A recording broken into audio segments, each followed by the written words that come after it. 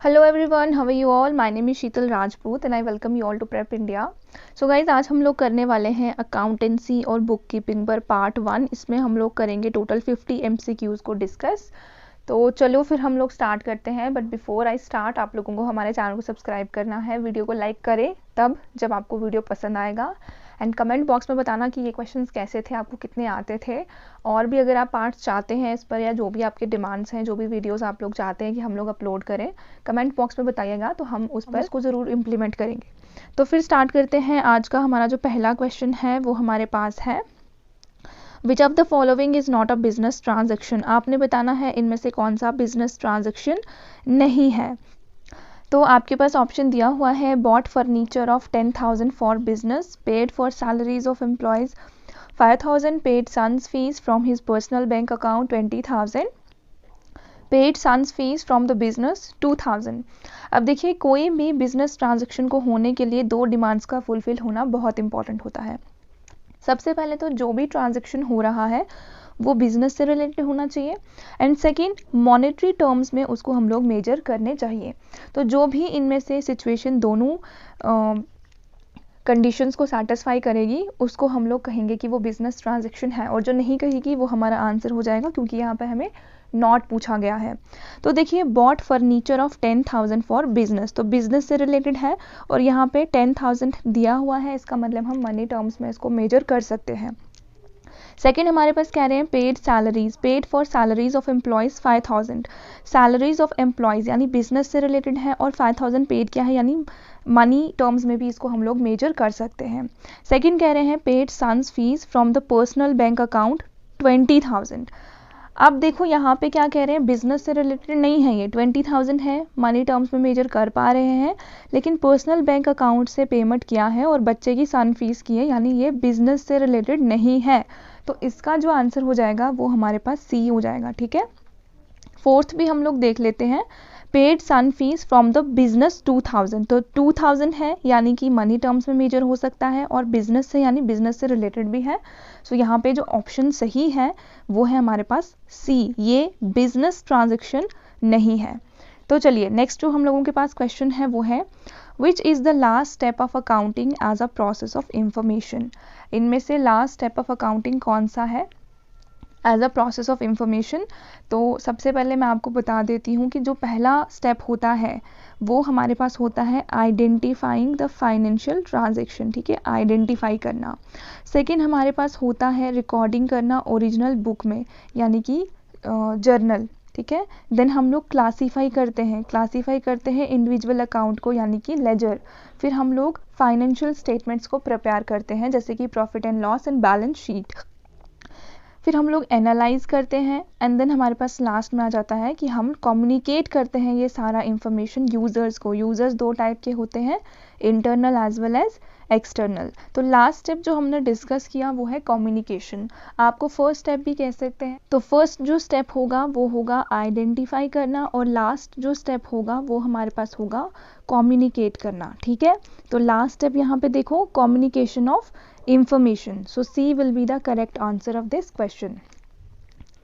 Then हमारे पास third question है, which qualitative characteristics of accounting information is reflected when accounting information is clearly presented. तो इनमें से वो कौन सा क्वालिटेटिव कैरेक्टरिस्टिक्स है जब किसी पर्सन को या किसी को भी अकाउंटिंग इंफॉर्मेशन क्लियरली अंडरस्टैंड हो रही है, क्लियरली आप लोग प्रेजेंट कर रहे हो, वो कौन सा क्वालिटेटिव कैरेक्टरिस्टिक को रिफ्लेक्ट करता है। ठीक है, तो सबसे पहले आपको याद रखना है कि ये चारों ही क्वालिटेटिव कैरेक्टरिस्टिक हैं।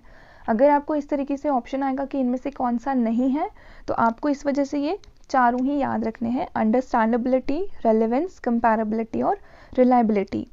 तो रिलायबिलिटी का मतलब होता है कि आप उस इंफॉर्मेशन पर डिपेंड कर सकते हो। कंपैरेबिलिटी का मतलब होता है कि एक ईयर, वन अकाउंटिंग पीरियड का जो इंफॉर्मेशन है वो बाकी ईयर्स के साथ आप लोग कंपेयर कर पाओ, यानी कि आपको सेम प्रिंसिपल्स को फॉलो करना है, हर साल सेम मेथड्स को फॉलो करना है। रेलेवेंस का मतलब क्या हो जाएगा कि वो हमारे टाइम पर भी रेलेवेंट हो, उसकी रेलेवेंसी हो। और अंडरस्टैंडेबिलिटी का मतलब क्या होगा कि अकाउंटिंग इंफॉर्मेशन इस तरीके से प्रेजेंट की गई है कि सबको समझ में आ रहा है। तो हमारा क्वेश्चन यही था कि अकाउंटिंग इंफॉर्मेशन कब क्लियरली प्रेजेंट होगी, जब उसमें अंडरस्टैंडेबिलिटी का क्वालिटेटिव कैरेक्टरिस्टिक्स प्रेजेंट होगा। सो इस क्वेश्चन का आंसर हो जाएगा ए। नेक्स्ट हम लोगों के पास फोर्थ क्वेश्चन है, use of common unit of measurement and common format of reporting promotes. तो अभी हमने डिस्कस किया था कि जब हम वन अकाउंटिंग पीरियड को दूसरे अकाउंटिंग पीरियड के साथ कंपेयर कर पाएंगे उसको हम लोग कंपैरेबिलिटी कहते हैं, यानी कि एक कॉमन यूनिट ऑफ मेजरमेंट का हम लोग यूज़ करेंगे। देखिए, अगर आपको अकाउंटिंग की समझ है तो क्वेश्चन को किसी तरीके से भी आपके सामने प्रेजेंट किया जाएगा तो आप उसका आंसर कर सकते हैं, बट आपको सबसे पहले तो अंडरस्टैंड करना पड़ेगा ये पूरा अकाउंटिंग का सिस्टम। ठीक है, तो इसका जो आंसर हो जाएगा वो हो जाएगा कंपैरेबिलिटी। नेक्स्ट जो हम लोगों के पास क्वेश्चन है वो है, we can say that the business is in profit. हम कब कहेंगे कि बिजनेस प्रॉफिट में है? जब एसेट्स एक्सपेंडिचर से ज़्यादा होंगे, जब इनकम लायबिलिटी से ज़्यादा होगी, जब इनकम एक्सपेंडिचर से ज़्यादा होगी, जब इनकम लायबिलिटी से ज़्यादा होगी। इस क्वेश्चन का जो करेक्ट आंसर है वो है जब हमारी जो इनकम है वो ज़्यादा है और हम खर्चा थोड़ा कम कर रहे हैं, मतलब खर्चे कम है और इनकम हमारी ज़्यादा है, व्हेन इनकम एक्सीड्स एक्सपेंडिचर। तो यहाँ पे सी जो है वो इसका करेक्ट आंसर हो जाएगा। नेक्स्ट क्वेश्चन है, which of the following shows a summary of the company's financial position at a specific date.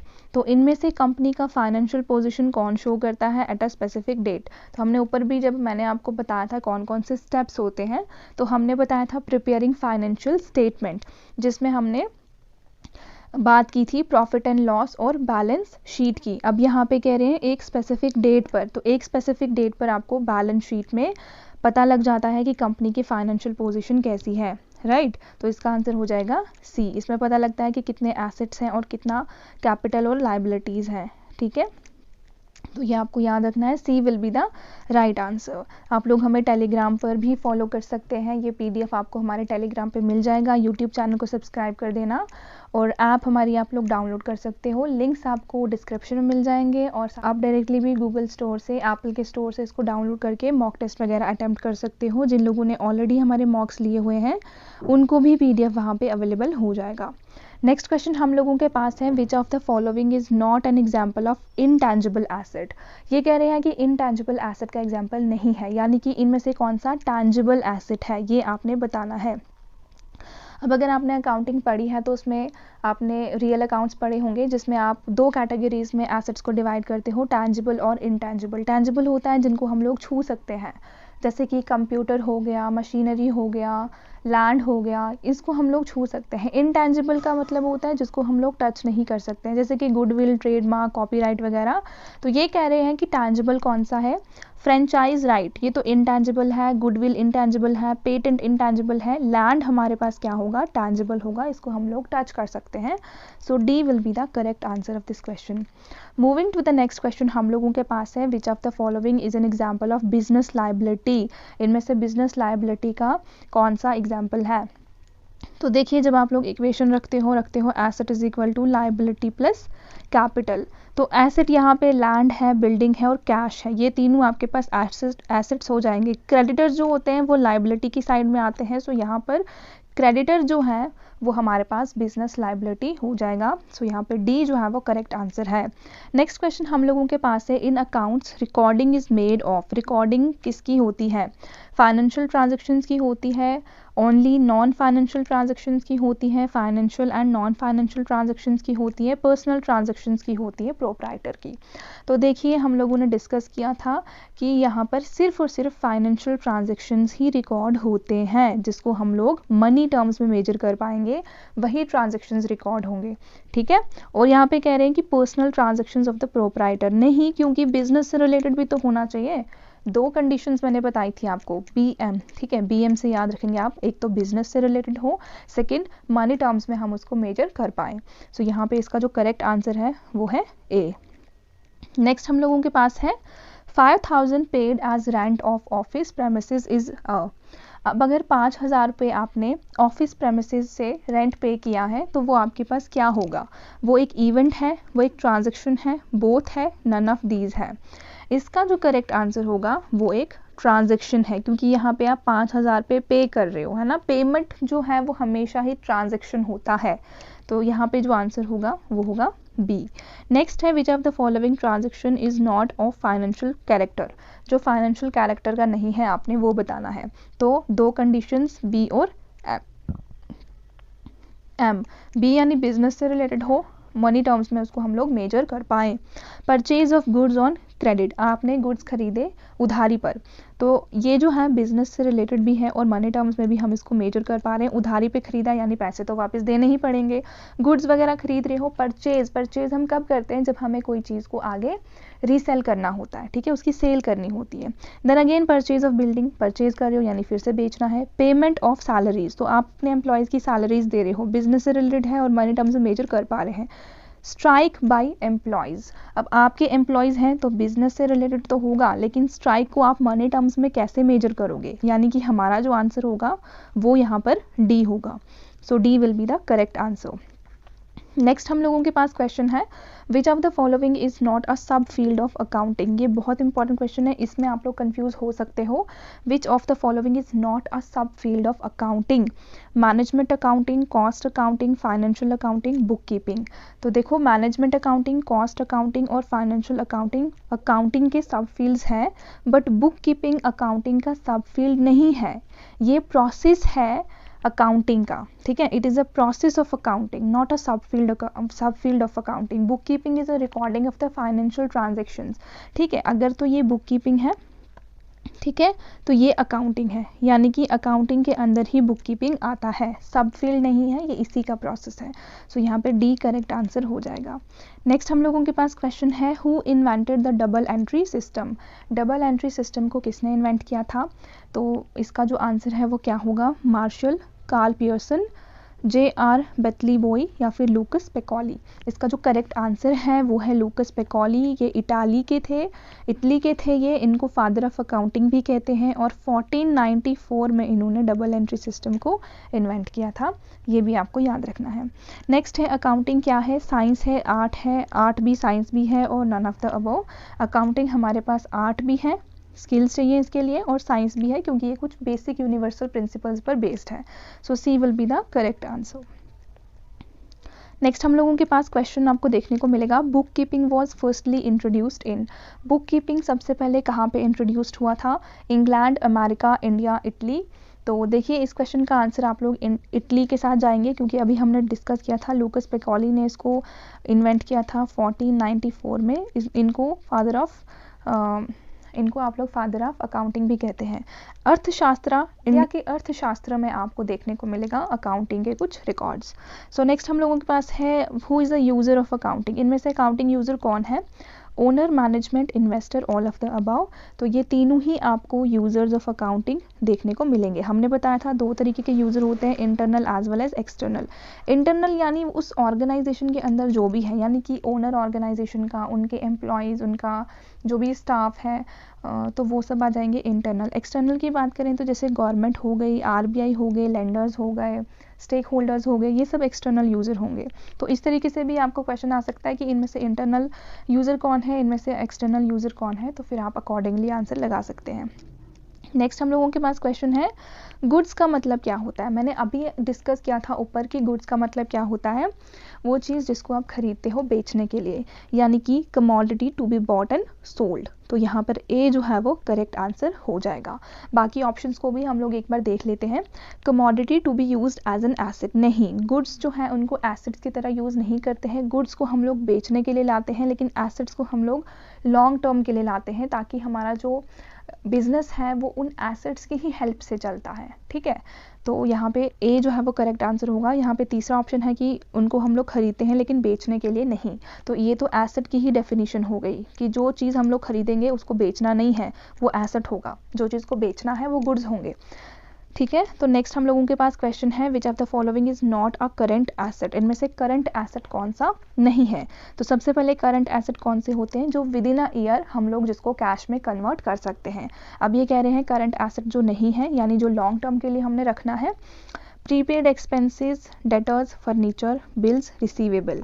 इसका जो करेक्ट आंसर है वो आपके पास फर्नीचर होगा, क्योंकि फर्नीचर को हम लोग लॉन्ग टर्म के लिए लाएंगे, उसको बेचने के लिए नहीं खरीदेंगे। बाकी जो प्रीपेड एक्सपेंसेस है, यानी आप लोग वो खर्चा कर चुके हैं, डेटर्स हैं आपके जिन्होंने आपसे पैसे लिए हैं, उन्होंने आपको पैसे देने हैं, बिल्स रिसीवेबल हैं। तो ये सारे टर्म्स आप आगे जो भी हम क्वेश्चन डिस्कस करेंगे उनमें मैं आपको बता दूंगी ये सारे टर्म्स के बारे में। तो फिर इसका जो आंसर है वो है फर्नीचर। नेक्स्ट क्वेश्चन हम लोगों के पास है कौन सा टैंजिबल एसेट नहीं है, यानी कौन सा इनटैंजिबल है। इनटैंजिबल मैंने अभी आपको बताया था, जिसको हम लोग छू नहीं सकते हैं। कार को हम लोग छू सकते हैं, स्टॉक को भी छू सकते हैं, बिल्डिंग को भी, बट गुडविल ऐसी चीज़ है जिसको हम लोग टच नहीं कर सकते हैं। It can only be realised. So B जो है वो करेक्ट आंसर हो जाएगा। नेक्स्ट हम लोगों के पास क्वेश्चन है ट्रेड डिस्काउंट क्या है। ट्रेड डिस्काउंट क्या है, देखो दो तरीके के डिस्काउंट होते हैं, एक होता है ट्रेड डिस्काउंट, ठीक है, एक होता है कैश डिस्काउंट। जब हम लोग बल्क में कोई चीज़ खरीदते हैं, यानी बहुत सारी चीज़ें हम लोग खरीदेंगे, तो हमें शॉपकीपर क्या करेगा, ट्रेड डिस्काउंट देगा, क्योंकि हम लोग ट्रेड कर रहे हैं। कैश डिस्काउंट क्या होता है, जब हमने कोई चीज़ खरीदी उसी टाइम पे हम लोग जो पेमेंट करेंगे उसको हम लोग कहेंगे कि हमें कैश डिस्काउंट दे दो, यानी पेमेंट के टाइम पे जो हमें डिस्काउंट मिलता है। तो चलो, ट्रेड डिस्काउंट क्या होगा, allowed at the time of receiving payment. Receiving payment मैंने बताया था क्या होता है, कैश डिस्काउंट, तो ये कैंसिल हो गया। Allowed at the time of sale of goods, तो जब हम बल्क में कोई चीज़ खरीदेंगे तो हमें वहाँ से क्या मिलेगा, डिस्काउंट मिलेगा, यानी कि एक ट्रेडर के लिए क्या होगा, वो सेल ऑफ गुड्स होगी। तो यहाँ पे बी जो है वो करेक्ट आंसर हो जाएगा। यहाँ पे अब कैश डिस्काउंट है। कैश डिस्काउंट मैंने क्या बोला था, जब हम लोग पेमेंट करते हैं, तो received at the time of making payment, जब आप पे करोगे तो आपको कैश डिस्काउंट मिलेगा। So B will be the right answer. Current asset, current asset क्या बताया था मैंने, जिसको आप लोग within a year cash में कन्वर्ट कर सकते हो। लैंड, बिल्डिंग, मशीनरी, ये तो आपके वो एसेट्स हैं जो लॉन्ग टर्म के लिए आपने रखने हैं। लेकिन स्टॉक वो चीज़ है जो आपको निकालनी होती है। स्टॉक है यानी कि आप उसको बेचना चाहते हो, ये गुड्स हैं। तो यहाँ पे डी जो है वो करेक्ट आंसर हो जाएगा इस क्वेश्चन का। नेक्स्ट जो हम लोगों के पास क्वेश्चन है वो है करंट लाइबिलिटी क्या होती है। नाउ करंट लाइबिलिटी क्या होती है, creditor, debentures, long term loan, none of the above. Current liability यानी आपको विद इन अ ईयर उसको पे करना है। तो क्रेडिटर, डिबेंचर और लॉन्ग टर्म लोन जो है ये आपको करंट लाइबिलिटी ये नहीं है, ये लॉन्ग टर्म लाइबिलिटी है, ठीक है। तो इसका आंसर यहाँ पे नन ऑफ दीज आ जाएगा। अब करंट लाइबिलिटी की अगर हम लोग बात करें तो जैसे अकाउंट पेएबल हो गया, अक्रूड एक्सपेंसेस हो गया, इनकम टैक्स हो गया, शॉर्ट टर्म लोन हो गया, इन सब को हम लोग करंट लाइबिलिटी में काउंट करेंगे। तो इसका जो आंसर है वो डी है, ठीक है। नेक्स्ट जो हम लोगों के पास क्वेश्चन है वो है नॉन करंट एसेट, यानी एसेट की बात कर रहे हैं। नॉन करंट यानी कि जो हम लोग लंबे टाइम तक एसेट्स रखना चाहते हैं। Building, stock, debtor, prepaid expenses. तो इसका क्या आंसर हो जाएगा, बिल्डिंग। बिल्डिंग जो है वो आपने बेचने के लिए नहीं बनाई है, ठीक है, वो आप विद इन अ ईयर उसको कैश में कन्वर्ट नहीं करेंगे। तो यहाँ पे ए जो है वो करेक्ट आंसर हो जाएगा। ये लॉन्ग टर्म एसेट है, यानी ये नॉन करंट एसेट है। Building A is the right answer. Stock को आप लोग कन्वर्ट कर सकते हो with in a year, debtors हैं और प्रीपेड एक्सपेंसेस हैं, ये सब आपके नॉन करंट एसेट्स नहीं है, ये करंट एसेट्स है। नेक्स्ट क्वेश्चन हम लोगों के पास है अरुण एक बुक सेलर है, यानी अरुण का जो बिजनेस है वो क्या है, बुक सेलिंग का है।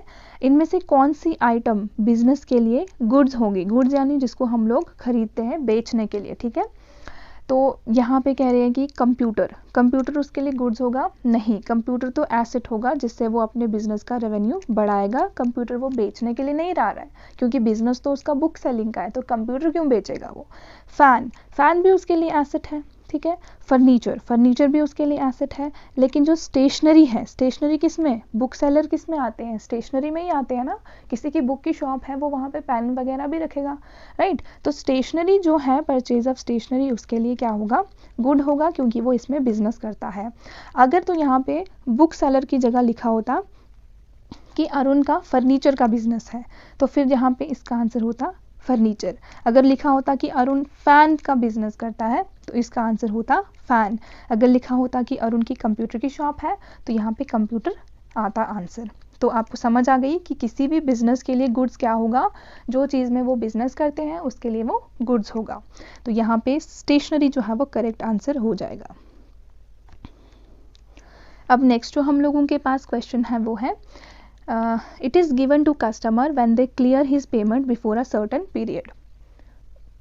अभी हमने डिस्कस किया था जब भी पेमेंट क्लियर हो रहा है तो कौन सा डिस्काउंट मिलता है, कैश, स्पेशल या फिर ट्रेड डिस्काउंट। तो हमने पढ़ा था पेमेंट के टाइम पे दिया जाता है कैश डिस्काउंट। सो यहाँ पर ए जो है वो इसका करेक्ट आंसर हो जाएगा।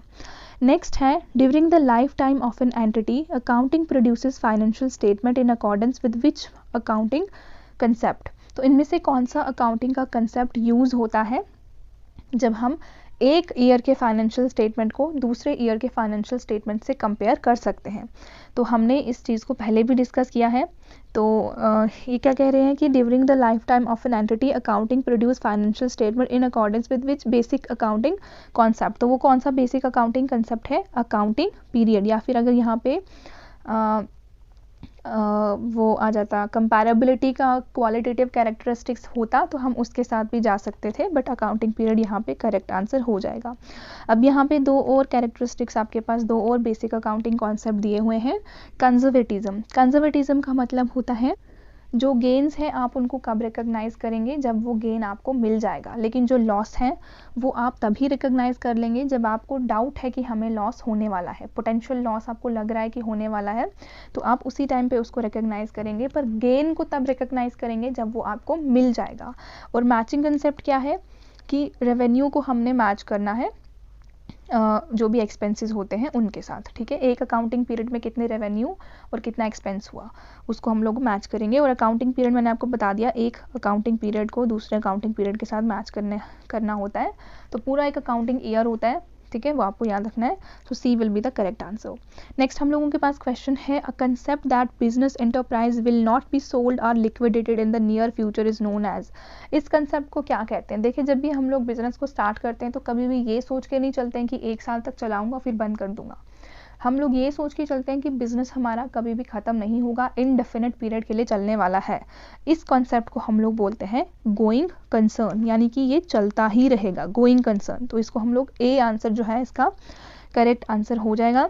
Economic entity, monetary unit, none of the above. तो ये नहीं है, इसका जो आंसर है वो है A will be the correct answer.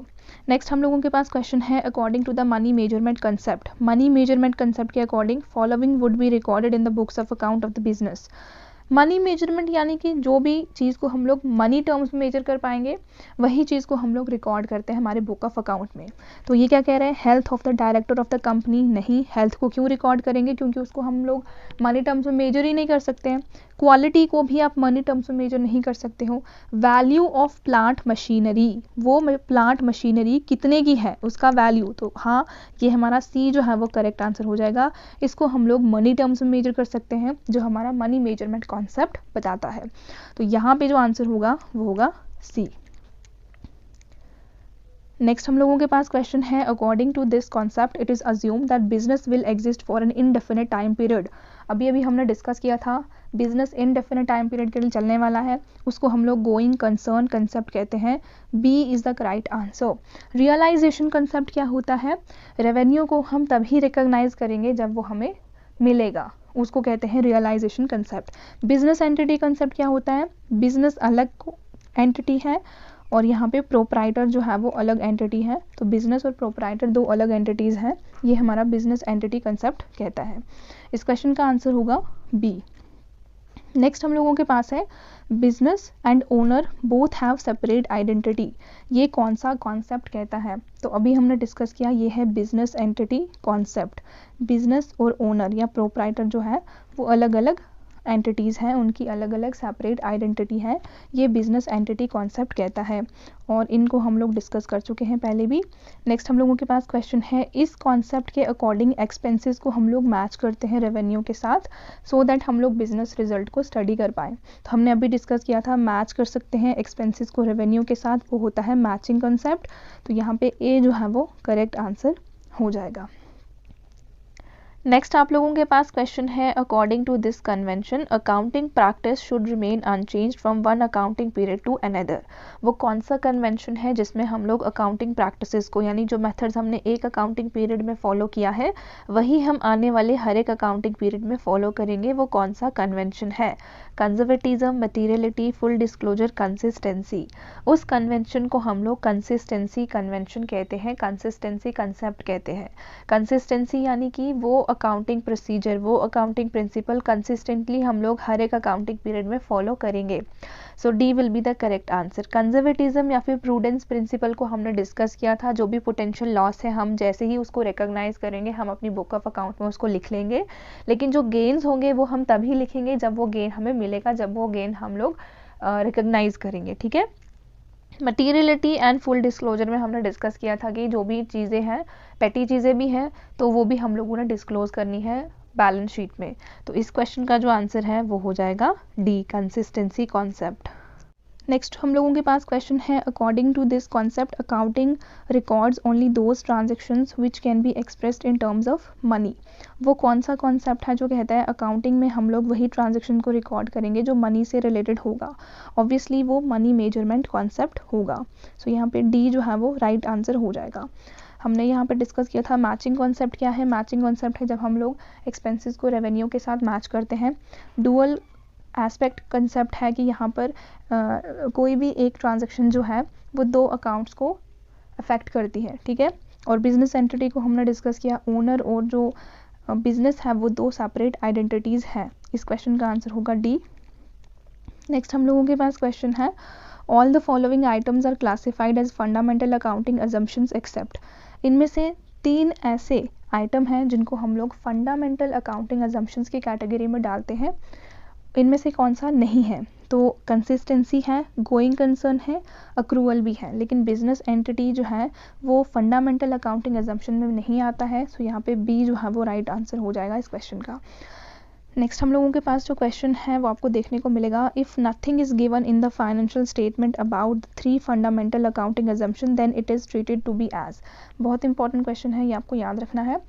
अगर फाइनेंशियल स्टेटमेंट में इन 3 फंडामेंटल अकाउंटिंग अजम्पशंस के बारे में कुछ भी नहीं दिया हुआ है तो हम उसको कैसे ट्रीट करेंगे? हम उसको ट्रीट करेंगे कि वो फॉलो हो रहे हैं, is assume to be followed.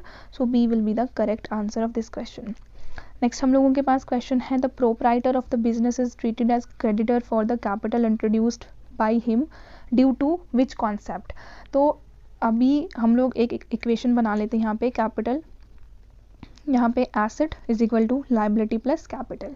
अब आप लोग देखिए यहाँ पे जो ओनर है वो यहाँ पे 50,000 जो है वो लेके आता है। ठीक है। 50,000 वो लेके आ रहा है यहाँ पे कैश। कैश क्या है हमारे पास? कैश एक हमारे पास एसेट है, क्योंकि कैश हमारे पास एसेट की कैटेगरी में आता है तो हमने एसेट में भी उसको लिखना है और यहाँ पे कैपिटल में भी उसको मेंशन करना है। इस वाली साइड में हमने इसको मेंशन किया है, इट मीन्स कि ये लाइबिलिटी है। तो ये यही कह रहे हैं कि जो कैपिटल इंट्रोड्यूस करता है ओनर वो लाइबिलिटी होती है, वो क्रेडिटर को क्रेडिटर की तरह हम लोग उसको ट्रीट करते हैं। तो ये कौन सा कॉन्सेप्ट कहता है? ये कहता है वो कॉन्सेप्ट जिसमें हमने डिस्कस किया था, बिजनेस और जो ओनर है वो दो अलग अलग सेपरेट आइडेंटिटी है, यानी यहाँ पे एंटिटी कॉन्सेप्ट यहाँ पे करेक्ट हो जाएगा। ठीक है, separate entity. So C will be the right answer. तो आई होप कि आपको यहाँ पे समझ आई होगी कि मैंने अगर बिज़नेस में कोई पैसा लगाया है तो बिज़नेस लायबल है मुझे वो पैसा पे करने के लिए, क्योंकि मैं एक सेपरेट एंटिटी हूँ। हालांकि मैं ओनर हूँ उस बिज़नेस की, पर मैं सेपरेट एंटिटी हूँ और बिज़नेस जो है वो सेपरेट है। C will be the correct answer. Next हम लोगों के पास क्वेश्चन है, fixed assets are held by business for. जो फिक्स्ड एसेट्स होते हैं वो बिज़नेस कब तक रखता है? उसको कैश में कन्वर्ट करने के लिए या फिर रेवेन्यू जनरेट करने के लिए, रीसेल के लिए, none of the above. Fixed asset जो है वो लॉन्ग टर्म के लिए रखे जाते हैं सो दैट वो रेवेन्यू जनरेट कर सके। So B will be the right answer. Next है, human resources will not appear in the balance sheet according to which concept. Human resources यानी मनी टर्म्स में हम लोग इसको मेजर नहीं कर सकते हैं, तो कौन सा कॉन्सेप्ट होगा? Money measurement concept. So C will be the correct answer. Next हम लोगों के पास क्वेश्चन है small items like pencil, pen, files, इन सब को हम लोग within a year return off करते हैं, ये कौन सा कॉन्सेप्ट कहता है? Materiality, consistency, conservatism, realization. इसका आंसर है मटीरियलिटी कॉन्सेप्ट में हम लोग इन छोटी छोटी आइटम्स को भी within a year return off करते हैं, so A will be the correct answer. Next है the policy to anticipate no profit and provide for all possible losses arise due to the concept of. वो policy जिसमें हम लोग कोई भी profit को एंटिसिपेट नहीं करते हैं अनटिल एंड अनलेस वो हो नहीं जाता है, और सारे पॉसिबल लॉस को हम लोग लिख लेते हैं। ये कौन सा प्रिंसिपल है? Consistency, disclosure, conservatism, matching. ये प्रिंसिपल को हम लोग कंजर्वेटिज्म या फिर प्रूडेंस प्रिंसिपल कहते हैं, so C will be the correct answer. Prudence भी कहते हैं, तो इसको आपने याद रखना है। नेक्स्ट है मैचिंग कंसेप्ट का क्या मतलब होता है? मैचिंग कंसेप्ट का मतलब होता है एक्सपेंसेस रेवेन्यू के साथ मैच करने चाहिए उस पर्टिकुलर पीरियड में। Expenses should be match with the revenue of that period. D will be the right answer. Next question है if the assets of the business are 1 lakh, capital is 40,000, value of the liability will be. Liabilities की value हमने निकालनी है। इस तरीके का question आपको finance account assistant में पहले भी आया है। तो इक्वेशन हम लोग लिखेंगे asset is equal to liability plus capital. Assets कह रहे हैं 1 लाख है, 1 लाख यहाँ पे लिखेंगे। हमने लायबिलिटी को निकालना है, कैपिटल हमारे पास 40,000 दिया हुआ है। तो 1 लाख में से जब हम 40,000 को निकालेंगे तो हमारे पास लायबिलिटी होगा 60,000। तो यहाँ पे सी जो है वो करेक्ट आंसर हो जाएगा इस क्वेश्चन का, सी। नेक्स्ट हम लोगों के पास क्वेश्चन है the system of recording transactions based on dual aspect concept. Dual aspect concept में हम लोग कौन से सिस्टम ऑफ रिकॉर्डिंग ट्रांजेक्शन को लेते हैं? Double account system, double entry system, single entry, modern entry system. इसको हम लोग डबल एंट्री सिस्टम कहते हैं, सो यहाँ पे बी जो है वो करेक्ट आंसर हो जाएगा। नेक्स्ट है एसेट्स माइनस लायबिलिटी, वो किसके बराबर होता है? एसेट्स माइनस लायबिलिटी हमारे पास कैपिटल के बराबर होता है, तो यहाँ पे सी जो है वो करेक्ट आंसर हो जाएगा इस क्वेश्चन का। नेक्स्ट है the accounting equation is. Accounting equation इनमें से कौन सा है? तो अभी हमने डिस्कस किया था एसेट्स माइनस कैपिटल हमारे पास लायबिलिटी के बराबर होता है, so C will be the right answer. इस तरीके के क्वेश्चन, ये जो अकाउंटिंग इक्वेशन वाले 2 से 3 क्वेश्चन आपको फाइनेंस अकाउंट असिस्टेंट में पूछे गए थे। नेक्स्ट हम लोगों के पास क्वेश्चन है, यहाँ पे देखो इक्वेशन दिया हुआ है, लायबिलिटी निकालनी है तो एसेट्स में से कैपिटल को माइनस कर लो। तो अगर हम 8,000 में से 6,000 को माइनस करेंगे हमारे पास 2,000 पे लायबिलिटी निकलेगा, सो बी जो है वो राइट आंसर हो जाएगा। नेक्स्ट है assets must equal to, assets किसके बराबर होने चाहिए? लायबिलिटी प्लस कैपिटल के बराबर, तो यहाँ पे सी जो है वो राइट आंसर हो जाएगा। नेक्स्ट हम लोगों के पास क्वेश्चन है the accounting equation represents. Accounting equation क्या रिप्रेजेंट करता है? Resources are allocated at cost price, owners give money for business, resources in the business are equal to the source of business, resources in the business are not equal to the source of business. इसका जो answer होगा वो होगा सी। जो भी resources है business में वो सोर्स है बिजनेस का, तो C will be the right answer. So अब हम लोग आज के वीडियो का लास्ट क्वेश्चन डिस्कस करने वाले हैं।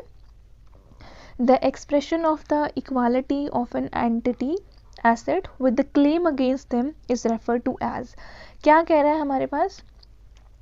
Equality of an entity assets। assets जो है वो claim है against them, तो यानी कि वो liability है, तो ये हमारे पास अकाउंटिंग इक्वेशन होगा, ठीक है। क्योंकि जो एसेट्स ओनर लेकर आएगा वो लायबिलिटी है बिजनेस के लिए, क्योंकि वो लायबिलिटी पे करनी है बिजनेस ने, किसको? उस ओनर को, उस प्रोप्राइटर को। तो यहाँ पे ए जो है अकाउंटिंग इक्वेशन हमारे पास करेक्ट आंसर है। और ये आप कैसे इन क्वेश्चंस को सॉल्व कर पाएंगे?